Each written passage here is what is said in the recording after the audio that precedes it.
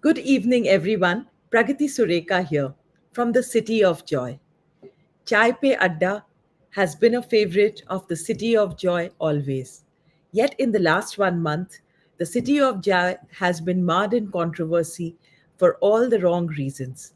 So, today I have with me Mr. Gaurav Tekriwal, the founder of Vedic Maths, on my show to discuss what is it about Calcutta that is happening in the minds of the citizens. How is it that the entrepreneurs and regular people coping up with the difficulties? Welcome, Mr. Tekriwal. Hello, Gaurav.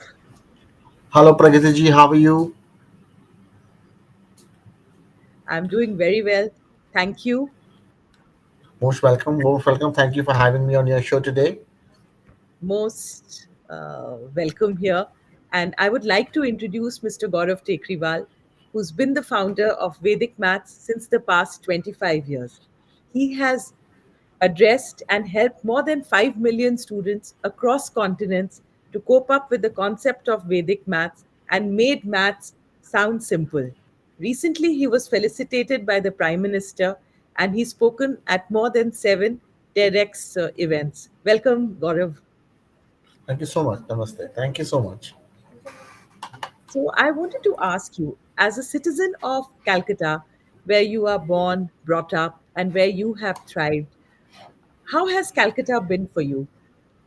So all these long years, I've been born and brought up in Kolkata. I've been a Kolkata boy, Kolkata chile, and yes, I have been had my schooling, my formative years been in Kolkata.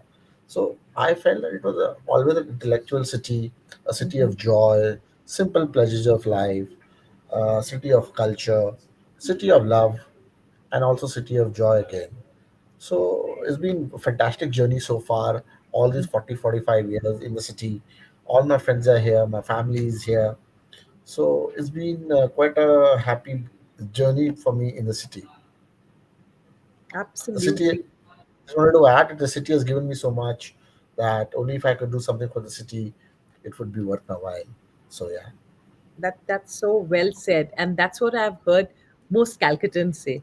I have not been a Calcutta girl during my schooling and college, but having lived here for more than 2 decades, I feel I've always lived here.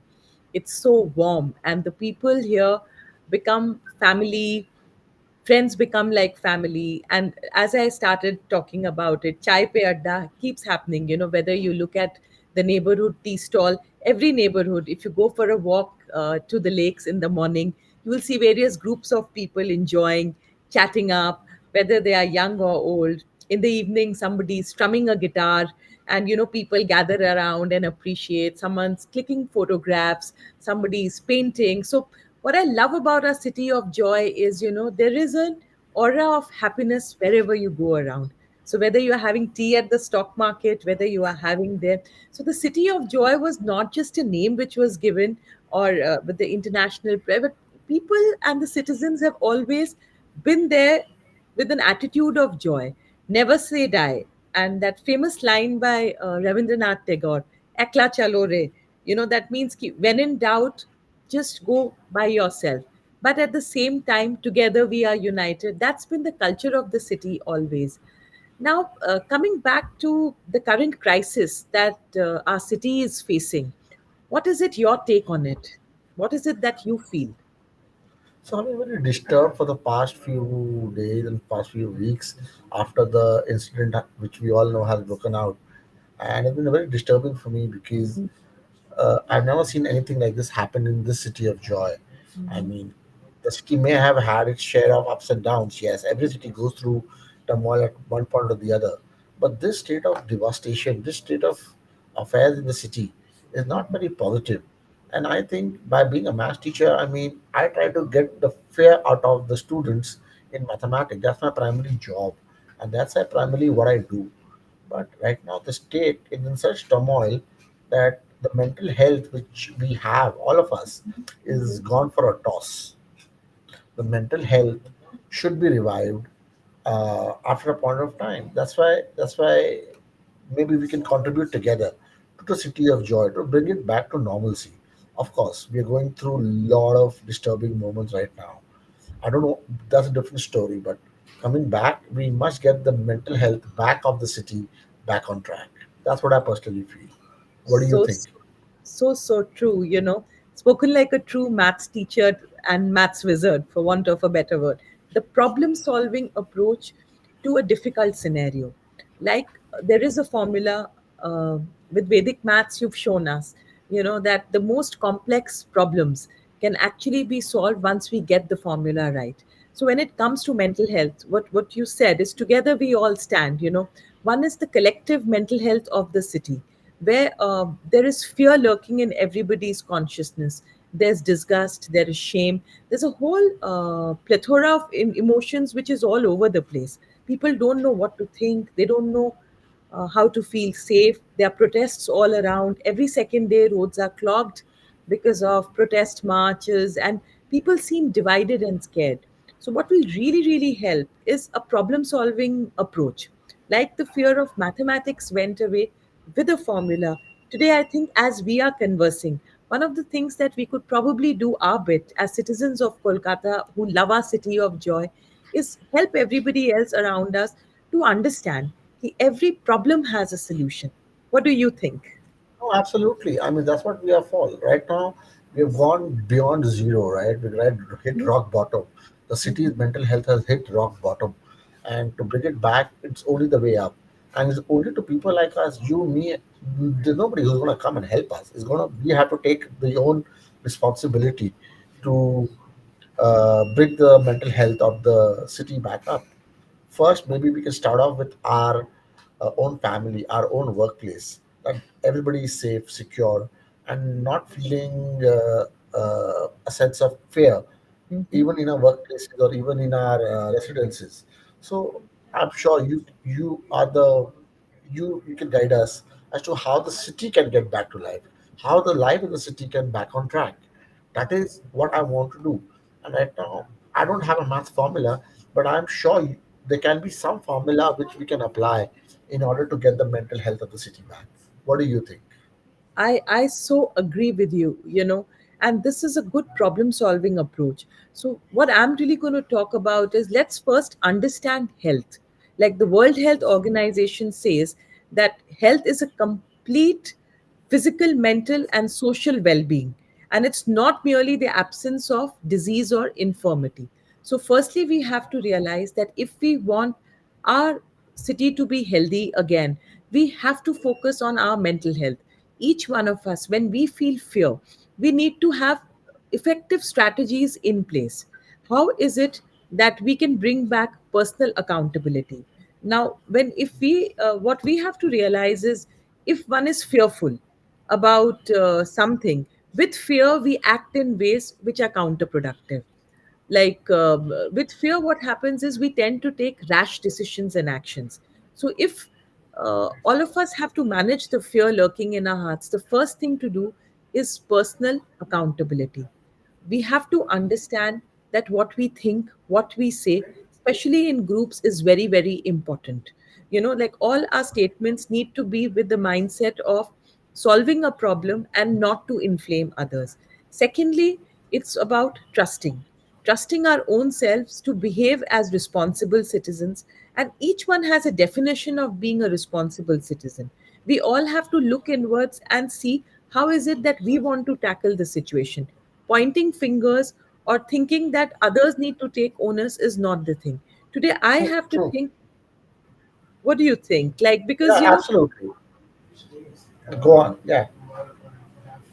a lot of times we feel that safety is something which is there, which needs to be in the environment. But if we look at war psychology, which has been there, where when we have had world wars or difficult situations, there are certain things which every citizen needs to keep in mind to ensure that people feel a sense of security and safety in the most difficult times.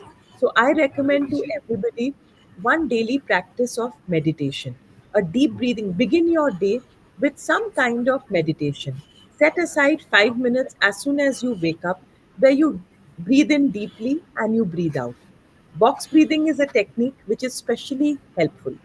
And another thing is where you count in for 6 breaths, then you hold for 7 counts, and then you release for 8 counts. This technique of 6, 7, 8 is very, very useful. At least 10 times people need to do that. Second is prayers. Now, prayers is something which means that we surrender to our higher power, and where we actually feel that there is a force bigger than us which is watching over us. So, if people can harness the power of prayers first thing in the morning, and every hour take a 1 minute break, just remember God, and just have a conversation with Him the way you and I are having. And people often ask me that, being a psychologist, doing a PhD, having studied at Harvard, why do you talk about something so basic? Because I've always believed that the best things in our life is actually very simple and very freely available. So if we connect to the higher power, instantly what happens is our nervous system calms down. We don't get swept in that wave of fear. So even if situation around us is fearful, if we feel guilty and ashamed, if we are angry about something, if we are feeling helpless in a climate which we all feel ashamed that how could it happen in our city? I mean, when did we become so unsafe or so callous? We at least understand that there is a higher power which is watching over us. And third practice that I say is gratitude. 3 things that you are grateful for. So when we can find something to be grateful for and we write about it daily, what happens is our nervous system is calm. So when these 3 things form the start of our day for 10 minutes to 15 minutes, automatically we are in that problem solving mode where we are calm, collected, and we take rational decisions. So, from my side, this is my 2 bit to handle fear and stop our city from being a city of fear. What is your So take? no, so the city is very angry right now, and it's very difficult for the whole city to forgive what has happened. People are Mhm. crying for justice, which is of course a very valid demand. But how do you handle the anger which is there in the people and students of the city? A lot of young minds are very disturbed these days after hearing the Yes. this. How can they cope up with the what's going around us right now? How can they help? We have to remember how we got our freedom. We actually have a very potent example in Mahatma Gandhi and even leaders like Netaji Subhash Chandra Bose. So, whether you follow Netaji Subhash Chandra Bose, whether you follow Mahatma Gandhi, what we need to realize is a true leader inspires by action.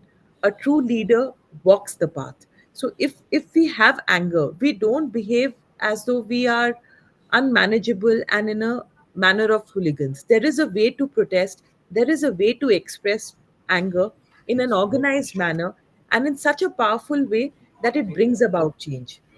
Mahatma Gandhi showed us that if you feel that something is wrong, just by being stoic, believing in your maker, and taking concrete action without offending anybody, you can bring about massive change. So that's what I would recommend to the students. You know, go to a space of emotional stability, make your point, do whatever you do, but always understand that for the greater good, we need to stay on the right path. Absolutely. I mean, this can't be a better solution to this problem. And I think with yoga, which you mentioned, with breathing exercises, with meditation techniques, I think one can not only calm the mind but also take care of the anger, which is anger Yes. and fear. Moreover, fear which is taking on the city right now. So I think that's a fab inputs for the city, and I think people who are listening right now must subscribe to Pragatiji's channel for more such solutions because the city needs it, I need it, you need it, and we all need this solution. Back to you, Pragatiji. Thank you very much, Gaurav. It's been wonderful chatting with you. And see you, everybody, again soon. Bye bye. Take care. Thank you so much. Thank you so much for